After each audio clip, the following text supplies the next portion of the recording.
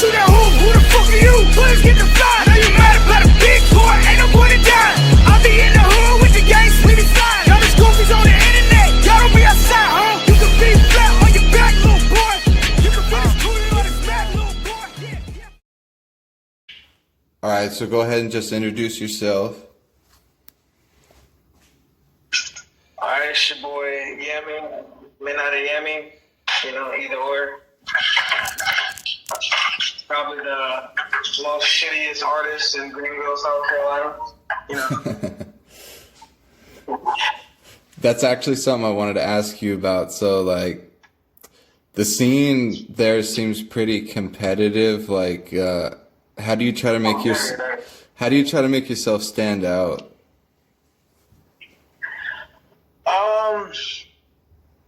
Standing out in Greenville is hard because everybody's doing everything. There's so for you to really stand out is just like, I guess, for your music. I mean your music has to be an X factor because there's like a fucking 2,000 local artists over here. So right. If your music is really like connects with a lot of people to a point where people actually give a fuck and make sure an X factor, I think that's the only way you can really stand out.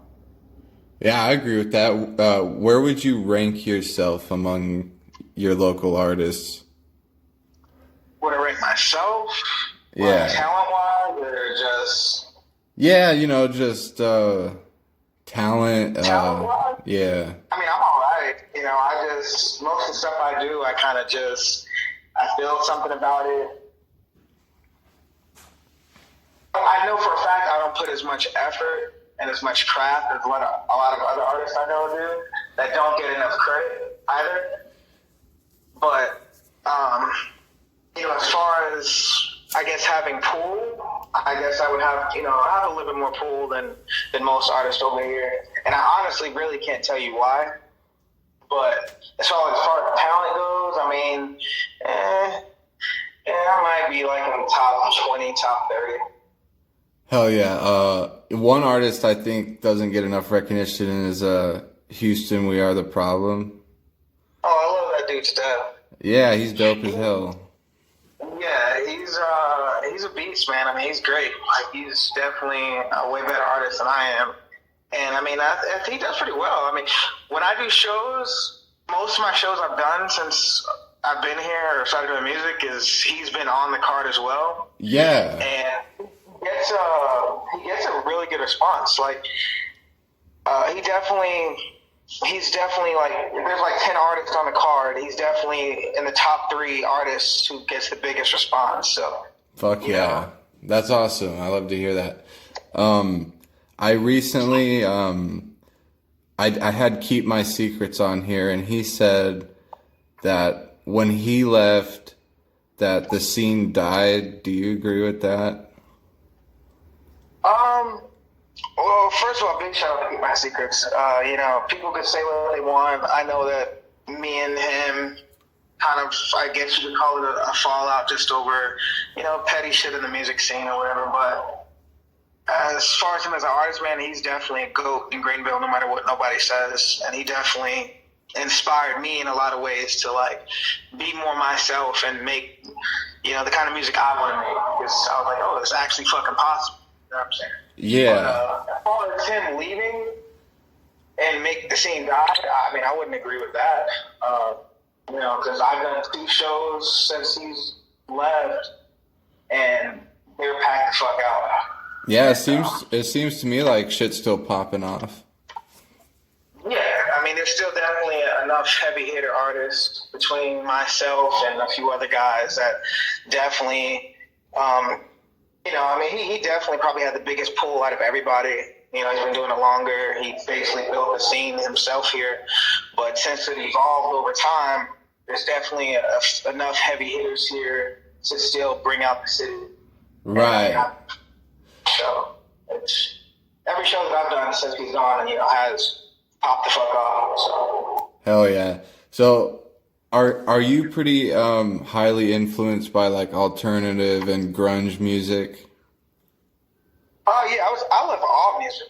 I grew up listening to fucking everything from 60s music to fucking Nelly and Ludacris, all the way from fucking My Chemical Romance, Fall Out Boy, Metro Station. Like, I'm influenced by all. Hell yeah. I love to hear that. I noticed you be rocking the Nirvana shirt a lot. I think that's dope. Oh yeah, that's definitely one of my top favorite bands. I mean, real honestly, I can't say that. I wouldn't put them in my top five, but I just love, Kurt Cobain. Just, a lot of the stuff I felt like he talked about and what he was going through and like mentally and stuff, I relate to it. So like, more so anything, like I fuck him more than so the band as a whole, if that makes sense. Yeah, definitely. And would you say that you kind of bring some of that alternative grunge style into the music that you make? Oh yeah, definitely. I pull from everything. I mean, my sound is all over the place. So I mean, I get compared to like a lot of artists here and there, and somebody can say, "Oh, he's trying to sound like this person," or "He's trying to sound like me," or whatever. It's not true, but just because every one of my songs sound fucking different. I could sound like fucking, The Weeknd on one song and fucking goddamn, whatever the fuck. From alternative to hip hop to R&B, I'm literally just all over the place. Like I know to get further in the music scene or just the music world or whatever, it's good to have a solid sound that you gotta stick to and build your brand off of. Yeah. But I just don't give a fuck. But whatever the fuck I feel like making that day, I just say fuck it. I think the diversity is great though, because then, it don't ever really get old. You got a lot of diversity. Yeah, I agree. I think it's funner that way too. Yeah, it is. Like, profound and like, And I wanted to ask you about your new movement, Cult. How did that come about, and what's the message there? All right, as far as Cult goes, it just really came about from, like I said, I don't consider myself one of the top artists here or whatever, but everyone's always saying, like, I get a lot of people saying, "Oh, you're the man with this now, you came out of nowhere, you're doing this, you're doing that." And I mean, I don't see that. Like, I still can't even get my Spotify and Instagram together, you know what I'm saying? But it's just, I get that push a lot. People kind of say that I kind of started a cult following out of nowhere. Yeah. So I heard that like a few times, and I was like, you know what, fuck it. And I was kind of like at a point where I was getting forcibly put on a platform, and I was kind of like, all right, well, I need something to kind of make everyone involved. Yeah. And I didn't want to be like a typical, because I mean, I was a part of something called The Witch. I think you were teamed up with that at one point too. Yeah, I was. I wanted to do something different. I wanted artists and followers, supporters to all feel like they're part of the movement, because they are. Because realistically, to become hot locally, all you genuinely need is you have to have good music off rip.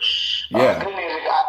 Popularity helps, but you don't need it. Because I wasn't popular at all. Like, I'm not even from South Carolina. Like, I only been doing music for like a year and a half. Like, I'm just really brand new to everything. Hell yeah. And but all you really need is you need 15 people to fully believe me. You have 15 people always sharing music, always talking about you, always pushing you, always coming to your shows, always just keeping you in topic. And this between those 15 people, that shit was start to spread. 15 turns to 30, 30 turns to 100. Right. And it's just, without at least a constant 15 people always hyping you up, it's kind of hard to really go with anything. So Cult was really just like a way to show appreciation to the real people, really are constantly pushing. Yeah, and it definitely brings people together. And my homeboy who's on Dejected did the artwork. Oh, Eli. Yeah. Dude, I fucking love Eli. That's he's been rocking with me from the beginning. As soon as I started making music, he was making my artwork from the beginning. Yeah, man. He's a good guy. Yeah. Man, I love for Eli. So what is your main goal to achieve with all this music? I wish I had like a more better answer about this. Like, you know, I can really care less about being famous someday or whatever. To me, honestly, it's really just always been about I'm just having fun. I'm just like, I randomly started making music. Yeah. For me, it was really scary. I had a huge heartbreak, like, when I first wrote my first song ever. And, you know, there's a few people that had heard it. They just, like, started, like, coughing it off everywhere. And then from there, it just kind of like, oh, I'm going to get some of the music scene now. But it really just is, like, it's very therapeutical for me. And it's just fun. I mean, if it turns into something more, yeah, cool. You know, but I don't have, like, a goal where, like, oh, I got to get famous or, Right. you know, I got to be the biggest artist in the city. Like, I could really care less. Oh, hell yeah, I respect that. And,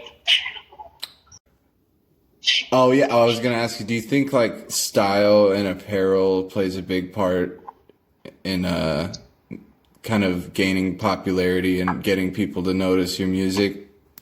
Of course. Like, your style and how you look at persona is everything. And that's one thing I learned a lot. Because when I first started off, like, I didn't really put any thought into my appearance and stuff. And I still have people kind of bump my music, kind of push me or whatever. But are you familiar with Shiva? Yeah. Yeah, he really kind of started. All right, so like I was at Keep My Secrets house, and it was me, Keep My Secrets, Foreign, Shiva, and there was another guy that was there that was cool with them, but I don't really know him like that. But I was like, I had a do-rag on that day, and I was just sitting there, and I was like holding like a pillow, and I was tired, and I was like leaning over the pillow, just hugging it, and then Shiva was like, dude, you look like a sad thug. Hell yeah. Everybody started dying laughing, just busting out, like cracking up, and I was like, damn, I was like, it's true, like I did do look like a sad thug. Yeah. And I got my next project I was doing at the time, and like it just stuck, and like that image of being a sad thug, kind of playing around my do-rag looks, and just really owning it. And once that happened, like I swear, my following and like my supporters started hitting so much harder because I just went from being just a regular dude that was making okay music to now it's like, oh, so sad dog, bro. Oh, so I definitely give a lot of big thanks to Sheba throwing that little joke out there. But that sad dog persona definitely helped me gain a lot of traction. Yeah, I think that's dope, and it's definitely catching on, and I think it's a good look. Hell yeah. I mean, I remember my sister when she first saw it, she was like, sad thug, like, that's gay. And I was like, man, fuck that shit, I don't care. Now she's like, oh, yeah, that shit's lit now. And I'm like, see, I told you. Yeah, it's kind of like trademark now. Like, whenever I think about your name, I think like sad thug. Yeah. So, yeah. when you, like, how do you come up with ideas for your music? Like, where do you get your inspiration? Sometimes it kind of just comes naturally, but sometimes I have to force myself. Like, I still listen to a lot of music. I don't enjoy music as much as I used to since I started creating it myself. Because I used to really love music. I used to listen to music all the time, but now it's like, when I listen to music now, I can't help but I don't just enjoy the song anymore. It's like my brain is working. It's like picking up ideas and like hearing things, and it just makes it more complex to just listen to a song regularly now. Hell yeah. I mean, if I'm trying to force myself to do something, like I'll hear a Weekend song, and I'm like, damn, that's dope. Like, I wouldn't make a song like that. So I'll force myself to find the right beat and, force that sound out. But a lot of times I'm just like, I go through depression like heavily. So like, I really just do like mood and just in my room, all the lights off, go play new beats and just let it just flow and then just let it out. Like, that's where, it being real therapeutical for me kind of comes in because, that shit helps out, a lot. So that's really where most of my music comes from, and that's why most of the time, like 80% of my songs are sad as shit, but.